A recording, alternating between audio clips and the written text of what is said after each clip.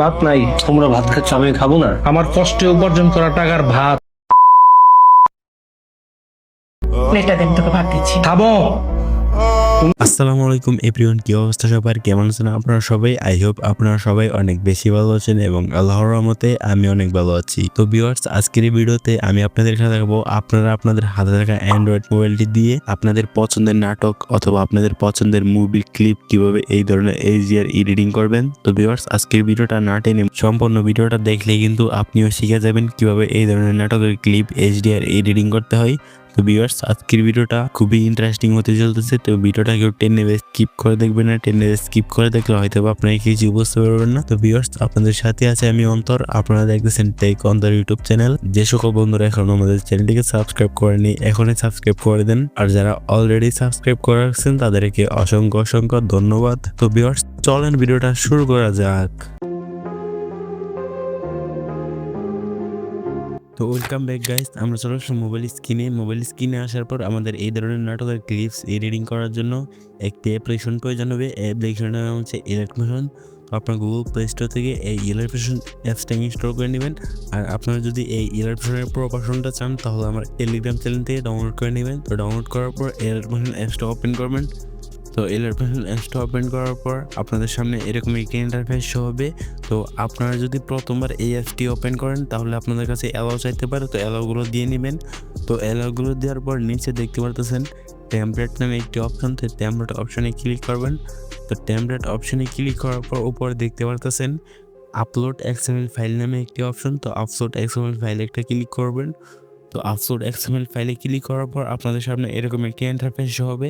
তো আপনারা আমার এই ভিডিওর ডেসক্রিপশন বক্সটা চেক করলে একটি HDR XML ফাইলের লিঙ্ক পেয়ে যাবেন।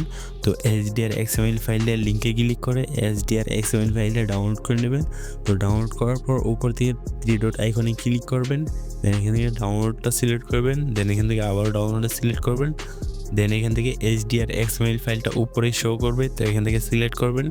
তো সিলেক্ট করার পর দেখতে পাচ্ছেন আপলোডিং XML ফাইল। তো আপনাকে একটু ওয়েট করবেন। ওয়েট করার পর আপনাদের সামনে এরকম একটি ইন্টারফেস শো হবে। তো এখান থেকে নেক্সটে ক্লিক করবেন। নেক্সটে ক্লিক করার পর নিচ থেকে কন্টিনিউ টু টাইমলাইনে ক্লিক করবেন। তো কন্টিনিউ টু টাইমলাইনে ক্লিক করার পর আপনাদের সামনে এরকম একটা ইন্টারফেস হবে।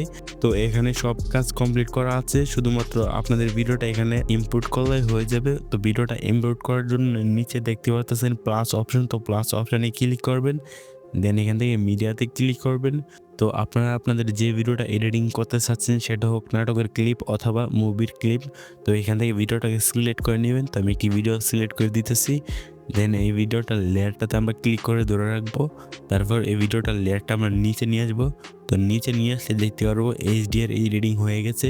তো আপনাদের ভিডিওটার ডিউরেশনটা কতটুকু রাখতে চাচ্ছেন এই সাদা একটা ওই পর্যন্ত নিয়ে যাবেন।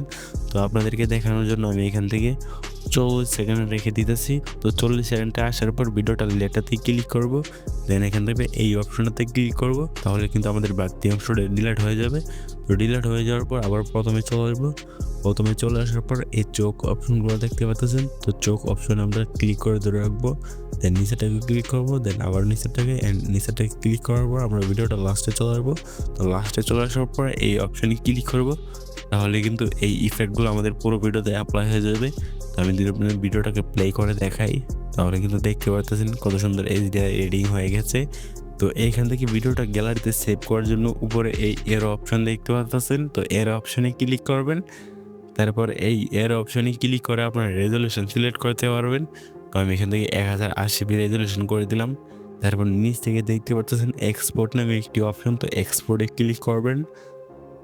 তো এক্সপোর্টে ক্লিক করার পর আবার এখান থেকে এক্সপোর্ট এনিওয়েতে ক্লিক করবেন। তারপর দেখতে পাচ্ছেন এক্সপোর্টিং ভিডিও। তো আপনাদেরকে এখানে একটু ওয়েট করতে হবে। একটু ওয়েট করার পর আপনাদেরকে অন্য একটি ইন্টারফেসে নিয়ে আসবে। তো আপনারা এখানে একটু ওয়েট করবেন, পরে কি করতে হবে সেটা আমি আপনাদেরকে দেখাবো।